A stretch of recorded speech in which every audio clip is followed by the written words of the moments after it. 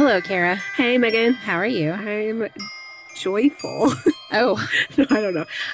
Did you ever watch the movie Pollyanna, where they played the Glad game? I've watched it, but I don't remember it. It's been so long ago. That's what came to my mind as I said that. The Glad game. The Glad game. This is the Witches, Magic, Murder, and Mystery guys. Podcast. I'm Kara. I'm Megan. Kara's in a joyful mood. It's so sunny outside right now. I It don't is. want to It's think about what beautiful. it's going to be in 10 days, but it's sunny right now, and that's all that matters. What is it supposed to be bad in 10 days? Oh, it's supposed to get cold again. I didn't need to know that, Kara. The groundhog saw its shadow. I hate that groundhog. He can kick rocks. We're not friends. He's real cute, though. Well, I'm glad that you're joyful Uh-huh. because this story It's going to make me not. it's a real bummer. Oh. And I didn't know that. I mean, Oh. I just started reading it and was intrigued by it, and it just So you didn't said, "I'll end the way I type thought it this would up." end. I thought it would end a different way. Oh. It doesn't. That's It's fine. just a bummer. But this is, We do murders. it's not always a happy podcast. No. It's very often not a happy We may be podcast. happy people, but we're Here not always happy about we what we tell you. go. Yeah. If any of you are new to us, since you maybe heard me on the radio with Mandy last week, welcome to Witches, Magic, Murder, and Mystery. Yes. Feel free I'm to, so glad you're here. peruse the episodes. Don't judge. Enjoy. We listen and we don't judge. That's right. Somebody asked us, they sent me a text. They're like, could you and Kara please do this trend? It's from TikTok for those of you who don't know. And it's typically couples and they do like, we listen and we don't judge. Uh-huh. And then one of them will say something, like something they've always been, like a secret they've kept or something. Yeah. And then the other one has to not judge, right? Yeah, we got nothing. I know. I was like, I can't even think of a single thing that I could like confess to Kara that she doesn't already know. Yeah. Like Kara knows a lot of my deepest, darkest Same. Yeah, secrets Megan, same. Yeah. and doesn't judge anyway. No. No. So I'm just like, I don't think we could I've do got it. nothing for you. You know Right. everything about me. Yeah. My ins and outs. My ups, my downs. That sounds dirty. We don't know that much. Ding. What is happening? Siren. I'm going to take a drink. Oh. We're right behind the clock shop. Hmm. Oh, he's flying. It's so crazy to watch, like, out the back door that they'll, like, come from, like, crazy side streets and then all just Converge. Yeah. Okay. Oh, man. Are you ready? Maybe they're coming to save us from having to listen to this scary, sad story. Okay, I'm ready. Okay. Mhm. On July 4th, 1974, Oh, my gosh. It's like all of our stories are from the 70s. I know, sisters Angelina and Deborah, which we'll call Angie and Debbie later, Cute. had spent the afternoon playing in their aunt's swimming pool in Long Island. So Angelina was 7 and Deborah was 4. So as you can imagine, they were exhausted by the end of the day. It had been a super hot day. Oh, And there were swimming 6 nap is, other like, kids. the best nap ever. Yes, there were 6 other kids playing in the pool. And that's what she's just talking about. That tired feeling Mm-hmm. that only comes with spending hours nonstop playing in the pool In the sun. in the heat. Yeah. Yeah. I can just remember. Yeah. Those Being are the that best tired. naps. Right. Yeah. So the 2 girls were there along with their family celebrating the 4th of July. Oh, fun. Angie and Debbie were both considered special needs kids, which may or not play a factor in this story. So I'm just telling you just in case. Okay. Angie loved the water. Mhm. Like she was one of those that just fearless, would just Oh, jump in and do that's my everything, niece, just Mila. run, jump, all crazy. Right. Mila would be in the water every day if she could. Yes. And then Debbie was a little more timid about it, maybe a little bit afraid of the water, but I mean, at least not as fearless as Yeah. Angie, but she still loved it and had a blast. Mhm. Was in the pool the whole time. So knowing that their dad was going to be coming, he had to work that day. And so they knew he'd be coming in the evening. So around 6:00, their mom got all the kids out of the water to change for dinner for when their dad showed up. And there were 7 kids altogether. Okay. This was a second marriage for Mr. and Mrs. Logue. So Mrs. Logue came into the marriage with 3 kids, and Mr. Logue already had 4. Okay. And Angie and Debbie are his biological children. Gotcha. Pause. So Angie said that she felt cold and tired and wanted to rest. Like I said, of course, she's Right, that yeah, exhausted. yeah. She's 7, right? She laid down on the concrete around the perimeter of the pool Oh, that's like the warm concrete. I know. Oh, man. But her mom picked her up and put her in one of like the lounge chairs and covered her up with a towel. And Debbie was also super tired, so she lay down in another lounge chair, like across the way. Okay. Their dad got there around 7:00 and saw that the girls were sleeping. And so he like grabbed a glass of iced tea and just went out on the patio and kind of sat where they were. And his wife came out to join him. And that's when she was like, Angie looks funny. Like something's wrong. The 7-year-old's skin was ashen colored. Oh. I don't know if I need to say ashen colored. Maybe just ashen. What do you think? I don't know. Sure. Kind of gray? Let's just say. Grayish. The 7-year-old's skin was grayish, and one pupil was dilated, while the other was constricted to a pinpoint. Oh. Which could be a symptom of a very significant, severe medical problem. So something was wrong. And Mrs. Logue picked up the little girl to bring her inside, and when she did, Angie's body stiffened, shook for just like a moment, and then she went limp. And she's the one that said she was cold? Okay. And she's the older one, 7. An orange-red foam came from her mouth, and traces of blood were at like her nostrils. Oh. It had been 1 hour since she'd gotten out of the pool. Yeah. One of the women there, I think it was the aunt, because they're at the aunt's house. She was a former surgical tech in the Army Medical Corps, and she started performing mouth-to-mouth on Angie while her daughter called the police. And they arrived within minutes and immediately called the rescue squad. Oh, gosh. So I wondered about this because I was like, why didn't they call the rescue squad first? Yeah. And then I realized I don't know when 911 became a thing. Oh, right. Yeah. So I looked it up. So just to remind you, this is 1974. The first 911 call was placed in 1968. But as far as national coverage, in 1979, only 26% of the U.S. population could dial 911. Oh, wow. That went up to 50% by 1987, 93% by 2000, and as of March 2022, 98.9% of the U.S. population had access to 911 for emergencies. Oh my gosh, there's still a percentage that was cannot access. Exactly my takeaway. I was like, wow. I mean, of course, that statistic is almost 3 years old, but I'm just like, but still, there was still like some portion of the U.S. that can't call 911. What on earth? Where do they live? What holler? I was about to say, are they up in a holler somewhere? Some Appalachian mountain. Yeah. What? So the rescue squad gets there and takes Angie away immediately.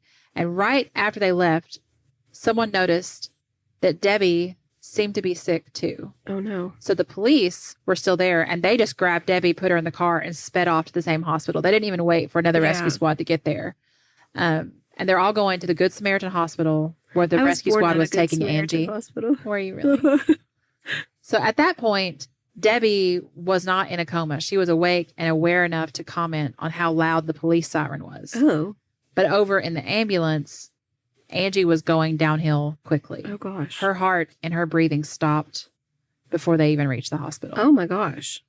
Once they reached the hospital, both girls were taken straight to ICU and put on respirators and started on IVs of glucose and water. Okay. So even though they were on respirators, which is obviously pushing air in and out of her body, Angie at this point was already dead. Oh, wow.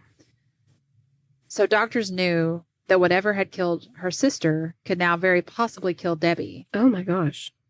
But they had no idea what had killed Angie. So it was hard to know, like, what to even do for Debbie. Were they calling around to the other parents to see, like, if those kids had... So it's all just...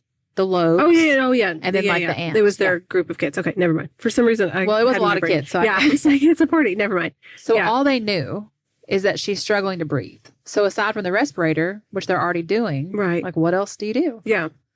And it seemed unlikely that this was something bacterial or viral. Okay, that was going to be my next question.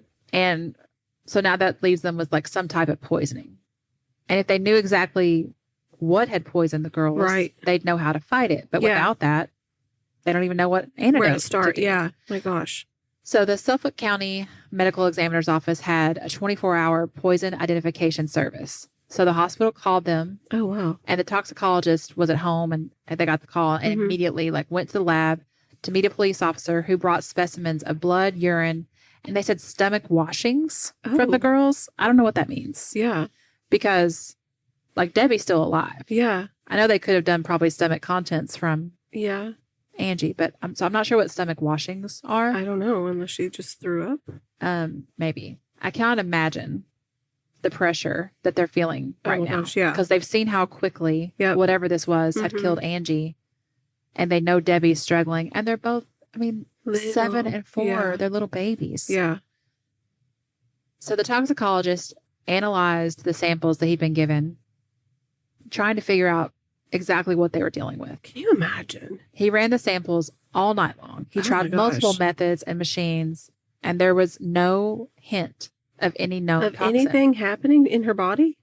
What? So whatever this was, it was something out of the ordinary or something so obvious that it had been overlooked. Right. You know? Mm-hmm. So by the following morning, Debbie was in a coma. Oh my gosh. So this is July 5th. And that day, they performed an autopsy on Angie. Oh my gosh. And they're just desperately trying to find figure a out solution. Yeah. Yeah, so they can save Debbie. But when they do the autopsy, there's nothing unusual. What on earth? And so they took tissue samples for testing. Days pass. Debbie remains in a coma. Oh my gosh. All sorts of specialists get involved in this investigation. Yeah. They brought in everybody. Pathologists, toxicologists, public health experts, health experts. I'm going to start over. Y'all need to be healthy. Oh, God. They brought in everybody. They get some health experts on the team. They squatted up and said, we need a health expert. You a health expert? I am. We'll take you. Thank you very kindly.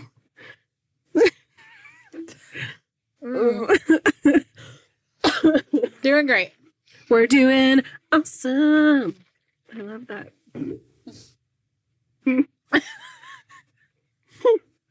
Okay. Uh-huh. They brought in everybody.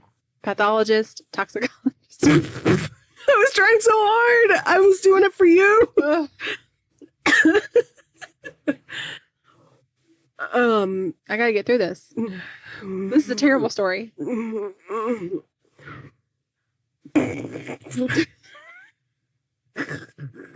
Ever tell you about that time?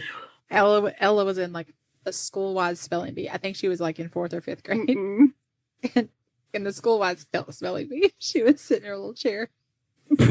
Stop! I can picture Ella doing that still. I've got a picture of it somewhere. I'll send to you. It's great. My God. She's just like, I cannot with her. Find my focus. Uh-huh. Okay. Oh, I cannot. Rotten. All right. All right. Maybe if I start earlier, I'll remind myself this is a terrible, sad story. This is really bad. Don't laugh. Okay. Days pass. Debbie remains in a coma, and all sorts of specialists get involved in this investigation. So they brought in everybody: pathologists, toxicologists, public health experts, police detectives. My mouth was watering. I had to hold it close because I was going to laugh so hard. Oh. You even said it right, too, but I can't. I'm just going to say because I got through public health experts, so now I'm just going to start with police detectives. Yeah. Ready? Police detectives, anyone who might be able to help. You did it. You did it. Yo, hicimos. We're adults.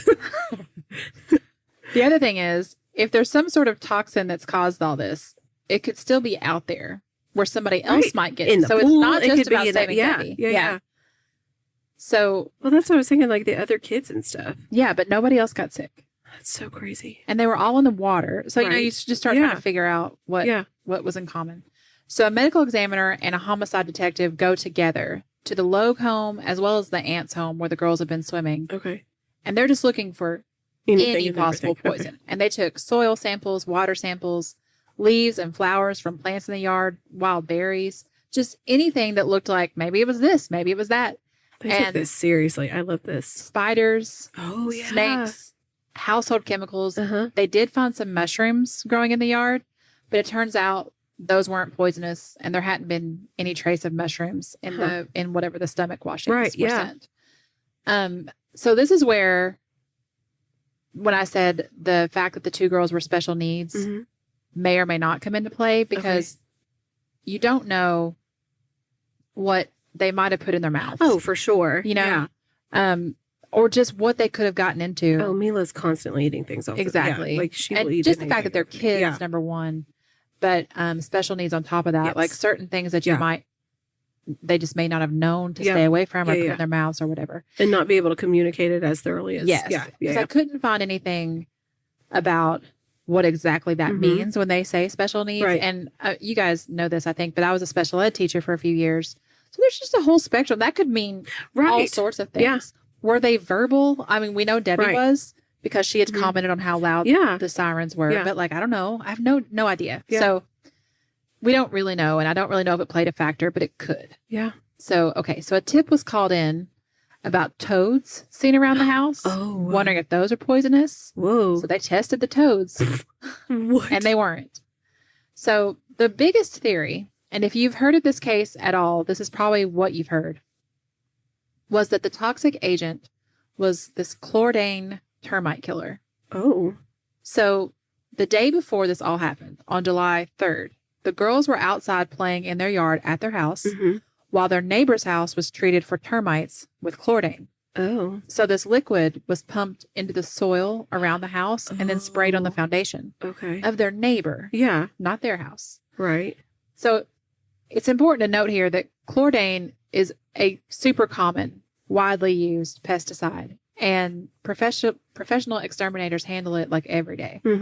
It's got a good safety record. Still, there's always the possibility that these little girls were just really susceptible to it. Yeah. I do think if that's the case, it's interesting that they would both be so susceptible to it if it's not something that everybody else has been. Right. And they had other biological relatives there. So even if it's some kind of genetic sensitivity, they had other siblings that were their biological siblings. Yeah. And then, but one of the articles I read, like, sometimes there's some people who one person gets stung by a bee and has a minor reaction and somebody else has a really insane one. And they're both allergic to bees, but it's just different levels. And it's like, yeah, you're right. I mean, I don't know. Like, maybe they were playing by the fence closer to the house, like where it got sprayed and it like seeped into the fence, or even, I don't know. They have a fence. I don't know. Yeah. Oh, so man. When people like living in that same neighborhood around the area heard what had happened to the Logue girls, a few of them, the neighbors brought in some dead birds saying that they had been killed by the chlordane. Oh. So those were sent to the state animal pathology lab for analysis. But the thing is, the girls' body tissue samples showed no trace of chlordane. Right. And from what they know of the substance, there should have been some left, even with whatever its half-life was. There should have been some left by the time they tested it, and also, if that's what caused it. I'm sure that they have had some experience with like chemical reaction to that, and people like or any of their side effects, like the foaming of the mouth with the colors and stuff. Like, did that have anything to do with the fact that it was an orangish red? Makes me think like bloody, and maybe bile. I don't know. But on July 13th, 9 days after she'd become sick, Debbie died. Oh my gosh! And they said that her organs just systematically shut down. Oh wow! And that's the part where I was like, oh, I really thought they were going to figure it out and save Debbie. I thought that's where the story was going to go, and it's not. It's not. Which is just horrible. Ugh. So even though they had failed in their race to save the little girl, investigators still wanted answers. Right. I got tongue-tied. I'm going to start there. So even though they'd failed in their race to save the little girl, investigators still wanted answers. The chief toxicologist was sent to the Finnegan Corporation, which is a private manufacturer's lab in Sunnyvale, California. And remember, this all took place in Long Island. So it went across the country. Wow. This lab had the best equipment available and the country's largest file of spectrographic signatures of toxic chemicals. I mean, I know you know what spectrographic right, yeah, but signatures tell everybody else that doesn't know. Well, I just assume you all know, right? I mean, just nobody needs to. Everybody's a professional and you all knows how to do right? this. It did actually describe. Basically, they do this analysis, and there's waves. And that's what the spectrograph is, and then certain wave signatures it's the for different toxins that you put your pin in, and then sort of it looks like that. Yeah. So the toxicologist took 2 boxes full of all the tissue and fluid samples that they had at the time. Oh my gosh! To California. 3 days of testing turned up nothing. And they're all so highly motivated. Yes. They want to know. Yeah. Not just because they want to know what killed these little girls, but they also want to make sure it's not going to kill anybody else. Is it in our town? So then the doctors sent more samples from Long Island to California for testing, including the plastic sheet that Angie had been laying on when she got sick. The hope was that some of that froth from her mouth might still be on it, or she and Angie had shared a fruit drink. So they're like, maybe what was left of that could still be there. Doctors questioned the families over and over again, just looking at anything they might have missed. Right. Like, tell us again what happened. Go through everything again. And they did an in-depth deep dive into the family medical histories, because they were like, maybe we can find some weird allergy or sensitivity or just genetic code here. But just like every other avenue they had tried, there was just nothing. Really? So this is a quote from the medical examiner, Dr. Weinberg. I'm not going to let go of this one, he said. I'm tenacious. I want to know why these girls died. I don't want anyone else to die. To this day, we still don't know what caused the girls' deaths. What on earth? So that's the part that I think is so this happened in 1974, and it's a pretty well-known medical mystery. And so even if it was chlordane, right, you would think by this point there would have been another case of it, or there would have been something that's what I was going to say, but that we could tie back and be like, that's what it was. That's what did it. But what on earth? I mean, something killed them. Yeah. What? Have they, I mean, do they still have any of the samples? Can they still retest them or anything? I don't know. I didn't see anything about it. There's actually, surprisingly, I don't know if it's because of where and when it happened or what, but there's a lot of articles. They all say the same things. Like, there's just not a lot of information. There's a lot of articles, but not a lot of information. What else could you cover on it? Yeah. Yeah. I think for one, it's just so tragic. And then the fact that it's basically like they tested everything and found nothing. That's the story, you know? And it's just like, how long did it take to hit them? Were they both suffering for a very long time and just all of a sudden, like, being out in the sun and swimming and their bodies being exhausted did this? Or did they get into something like right after they got out of the pool? Or what on earth? I don't know. I just can't believe that in all this time, nothing else has happened to help us connect back and be like, oh, now we have an answer. Oh, we already have these in the system to compare to. That's so crazy. What? It's really sad. That is so sad. That's wild. I know. Ugh. So that's Those it. Poor babies. I'm sorry for such a bummer of an episode, but it is a really intense medical mystery. Yeah. I think especially because of the age of the victims, because again, I'm sure any investigator, any doctor, they're always going to be highly motivated to solve something like this. But when you got two little sweet babies, one that passed away on the way there, and then they're like, and then her sister is struggling. Yeah, and then they can't. Yeah. Oh my gosh, it's terrible. And they're trying everything. Like, they literally tried. They really everything. did. Yeah, they really did a good job. They tried everything at home. They tried everything across the world. I think the fact that they went back through and went through the houses and went through the yards and got like any weird thing they could find, like maybe this, maybe that. I think that is such thorough investigative work, and to still go nowhere. Right. The toads. It's not like they went into anaphylactic shock. It's not like, you know what I mean? Like, their bodies gave in. Like, it's just, and then it's interesting to me that Debbie was younger. She was the 4-year-old, and she lasted so much longer. Why is that? Is it maybe just because she got to the hospital quicker? You know, maybe. She got on a respirator sooner. Did that help her? Did that buy her time? I don't know. My gosh. Yeah, it's just so terrible. Those poor babies. That's so crazy. Oh my gosh. Yeah. So, I made a note here to mention to you guys leaving a review, because we. Oh my gosh, I have a note on mine too. We haven't talked about that in a while. Yeah, I have the exact same note on mine. That's wild. So naturally, I'll wait till I tell you the saddest story ever, and I'm like, leave a review, guys. Don't hate us. But we do have some really big goals for the podcast this year. So, since you guys, so many of you have been with us from the beginning, and we would just really appreciate it if you would help by, if you haven't already taken the time to leave a review, to go leave one.